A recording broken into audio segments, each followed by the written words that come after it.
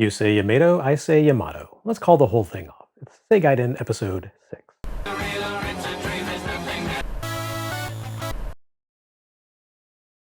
We're about a third of the way through the SG-1000's 1983 lineup, and any hope that this system might have a more diverse lineup seems to go out the window here.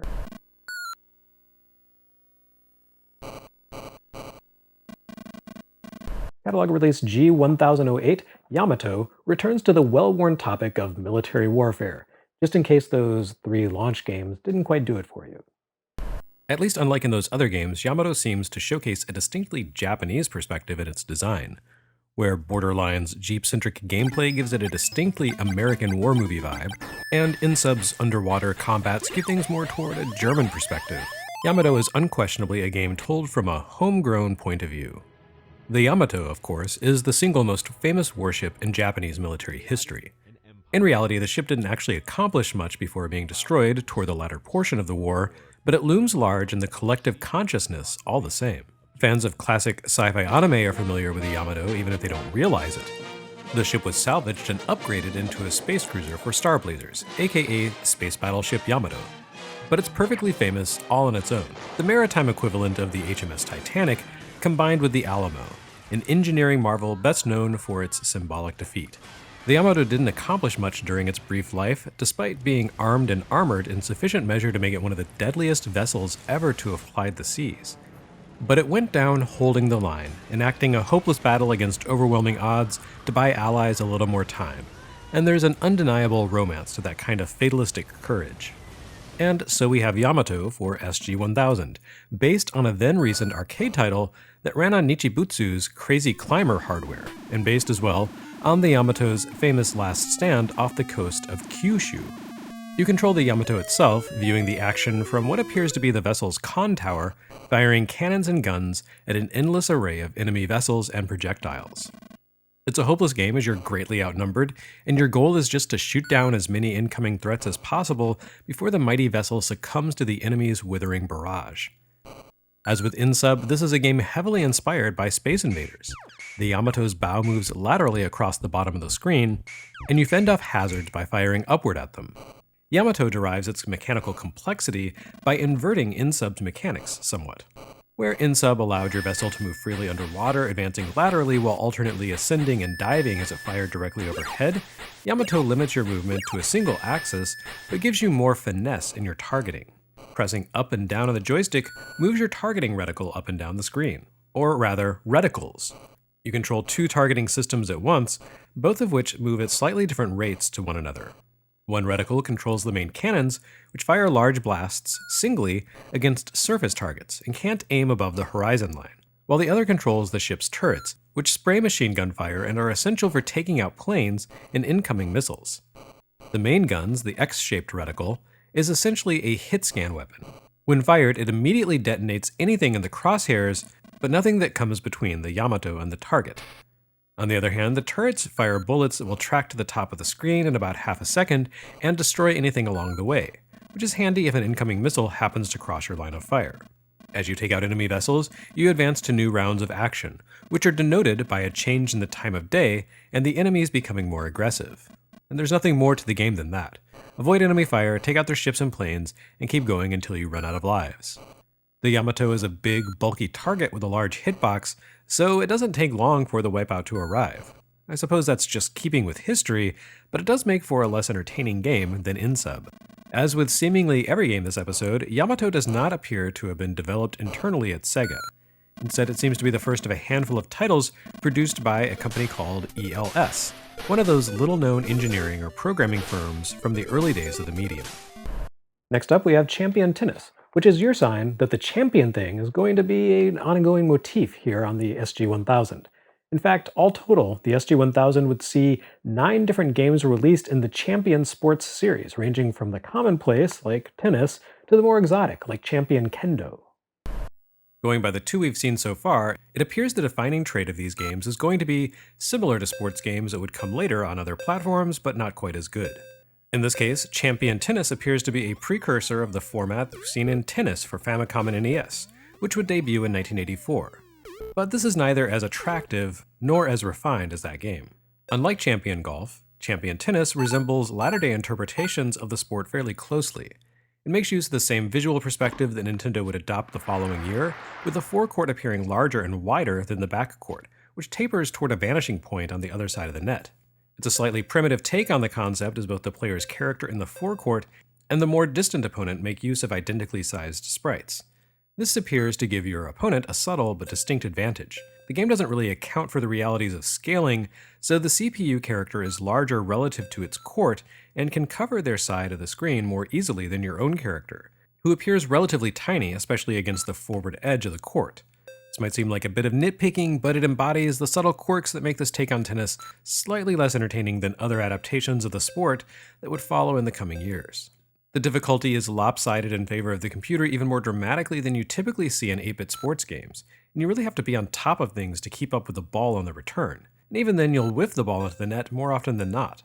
One area in which Champion Tennis is not subtle is in its visuals. Rather than attempting a realistic version of the court, the graphics here instead adopt a garish neon scheme in which bright player sprites run around a hot pink and nuclear yellow court.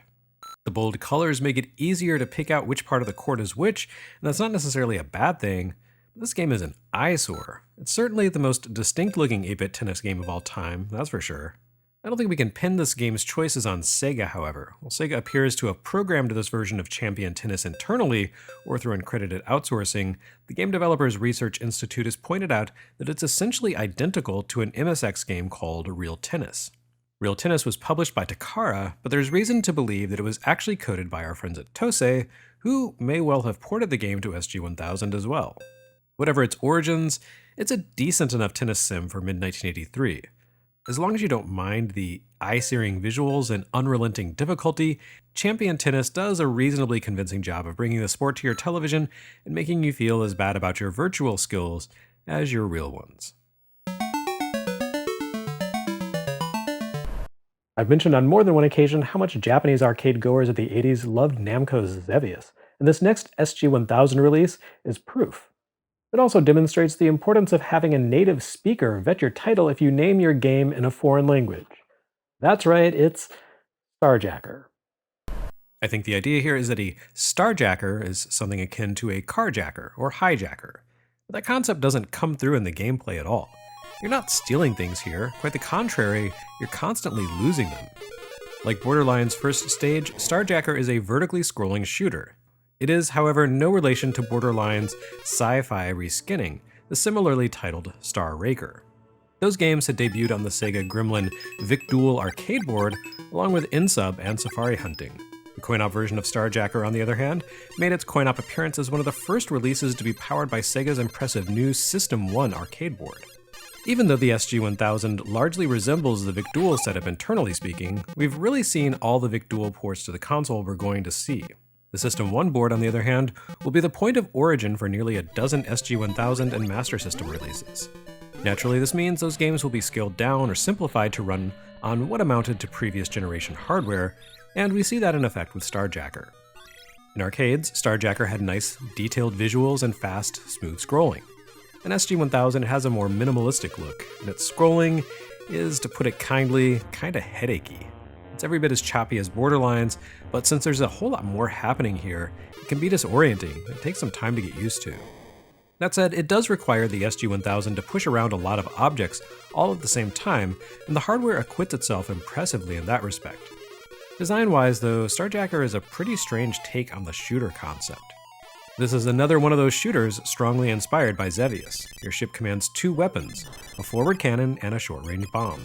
The cannon fires straight ahead, shooting down airborne enemies and objects, while the bomb can smash up ground-based emplacements and targets.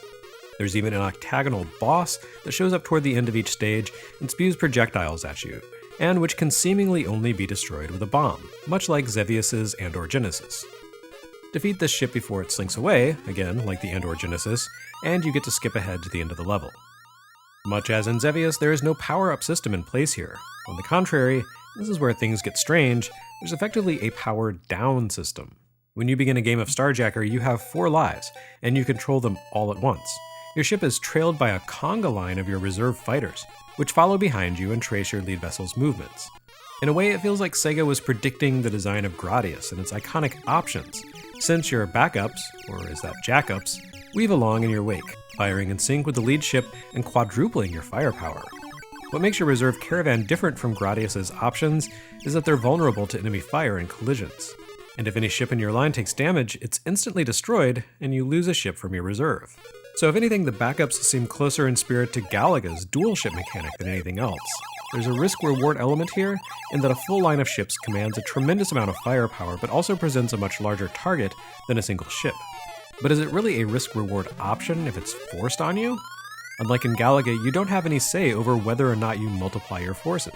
That's just how the game plays. And it's really hard to avoid losing a ship or two in a matter of moments. Between the choppy, scrolling, hectic action and enormous effective hitbox of your serpentine assault chain, dodging all incoming threats with the full 4-ship flight proves tremendously challenging. Which brings us to the strangely inverted design of Starjacker. The more lives you lose, the smaller your chain becomes, and the easier it becomes to stay alive. Completing a stage with a full fleet demands skills far beyond my abilities, while zipping around with your final ship is easy enough that you can make it through a few stages that way. The problem is that coasting through with a single ship isn't nearly as satisfying as tearing through your foes with a full group. With your firepower reduced to a single shot, you can dodge your way around easily enough, but you're a minimal threat to the bad guys. It feels backward from the standard dynamic of the shooter genre. An approach to the format so counterintuitive you'd swear this was a treasure game. But no, this is a Sega project through and through. Surprisingly enough, Compile did not convert Starjacker to SG-1000, even though a quirky shooter like this seems 100% in line with the company's future strengths. Once again, according to GDRI, there's a possibility it was ported by ELS like Yamato. In any case, whoever brought Starjacker to the console did a respectable job of getting a cutting-edge arcade work to run within the constraints of a much less powerful home system. Another unexpected note too, although Starjacker is listed as SG-1000 catalog number G1010, it appears to have been sold day and date with the console. In fact, it's the cartridge pictured on the console's box. It's the only 1983 SG-1000 game for which Sega provides an actual firm date, and that is why the series is being relayed by catalog number rather than by release date. And finally for this week, we come to another one of those inevitabilities for a Japanese console launch, a baseball game. Surprise is not that Sega released Champion Baseball so early in the SG-1000's life. The surprise is that there are actually 2 sports games with catalog numbers lower than Champion Baseball. The running theme throughout these Champion sports games so far is the fact that their timing puts them all just at the cusp of the maturation of their respective genres. Golf and tennis games both came into their own in 1984. Meaning Sega's 1983 releases work more as stepping stones to greatness rather than as significant achievements in and of themselves. But Champion Baseball just might be hit the hardest by this phenomenon. It feels like an entirely different generation of video games from the likes of Intellivision's World Series Major League Baseball and Nintendo's Baseball for Famicom, both of which would ship in time for the 1983 holiday shopping season in the US and Japan respectively. Only a few months separate this game from those breakout titles, but it may as well be decades. Champion Baseball feels like an early Atari 2600 game, a crude approximation of the sport that looks and plays unlike anything we've seen on series like NES or Game Boy Works. After all, games like Famista and MLB ultimately descend from Nintendo's Baseball, and Bases Loaded owes its inspiration to Accolade's 1985 hit Hardball. Champion Baseball is the sport's evolutionary dead end. The entire game takes place from an overhead viewpoint. Rather than switching perspectives for the pitching segments, the pitcher and batter simply appear as a sidebar pop-up. There is a small amount of control here, as you can slide your player, whether pitching or batting, back and forth, finesse the movement of the ball, and time your hit. When the bat connects with the ball flies lazily over the main fielding window, which offers no sense of scale to the proceedings. Fielders coast automatically across the grass, attempting to catch the ball while basemen stand motionless, and the disproportionately massive on-field player and ball sprites make for an experience I can only describe as approximate. It's about as bare-bones a baseball game as you can possibly imagine. It's easy to look back at Champion Baseball and decry it as a waste of time, silicon, and money, but I don't think that's fair. Sega, or rather developer Alpha Denshi, was simply working by the standards of the era, and according to Sega Retro, the original arcade version of the game was a massive hit in Japan. So by that measure, Champion Baseball is an excellent baseball simulation. by the standards of early 1983, it's just that the genre was about to smash through puberty a few months after Sega shipped this cartridge. Though Sega fans wouldn't have the chance to partake of that newfangled approach to baseball until the SG-1000 successor platform appeared a couple of years later.